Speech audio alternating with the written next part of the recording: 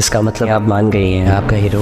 घर ये तीनों फैक्ट्री भी देंगे। मेरी नजर में राय के दाने बराबर भी हैसियत गवर्नमेंट की इजाजत नहीं दे सकता, मालिक नहीं बन जाता। बहादुरी कोई ऑप्शन नहीं, बका की जंग लड़ने अहम हथियार है। हेलो फ्रेंड, जब से सालार की ज़िंदगी में ईमान आई थी वो ख़ुद को महफूज और बहादुर समझने लगा था। वो ईमान को छोड़ने का तो तसव्वुर भी नहीं कर सकता था।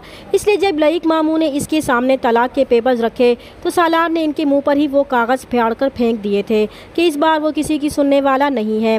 और इसने सब घर वालों के सामने ये भी कह दिया था कि वो ईमान के मामले में किसी की भी नहीं सुनेगा, क्योंकि वो ईमान को किसी भी कीमत में खोना नहीं चाहता था। इधर कामरान को जब पता चलेगा कि सालार ने अपनी मर्ज़ी से ईमान से निकाह कर लिया है तो इसे बहुत गुस्सा आएगा कि सालार की इतनी जुर्रत भी कैसे हुई कि वो अब अपने फ़ैसले अपनी मर्ज़ी से करने लगा है। इसलिए जैसे ही ईमान ऑफिस जाने के लिए निकलेगी तो इसी वक्त कामरान ईमान का हाथ पकड़कर इसे धमकाने की कोशिश करेगा।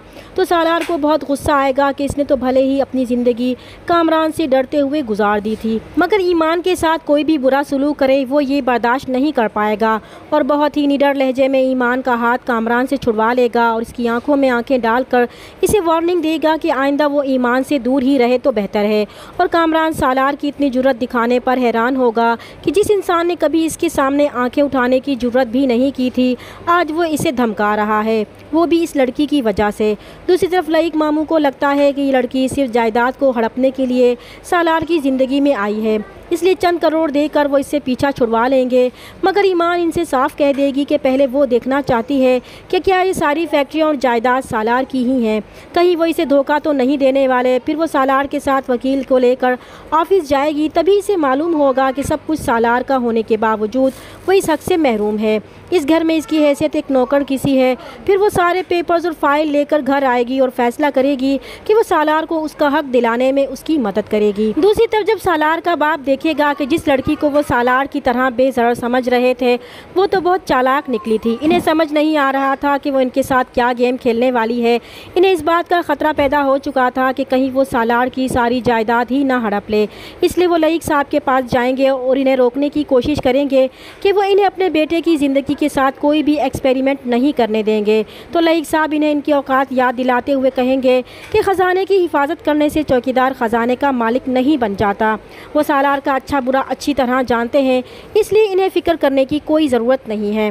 दूसरी तरफ सालार डाइवोर्स पेपर्स और जायदाद के कागजात देखकर डर जाएगा कि वाकई ईमान ने इन चंद कागज़ के टुकड़ों के लिए इसकी मोहब्बत बेचने का फ़ैसला कर लिया है। इसे बहुत दुख होगा तो ईमान इसे अपने सामने खड़ा करके इसकी आंखों में आंखें डालकर कहेगी कि जैसा वो समझ रहा है वैसा बिल्कुल भी नहीं है, क्योंकि कभी कभी हीरोइन को भी अपने हीरो को बचाने के लिए स्टैंड लेना पड़ता है। और सालार तो ये सुनकर ही खुश हो जाता है और ईमान से कहता है कि इसका मतलब तो यही हुआ कि इसकी कहानी का हीरो वो है।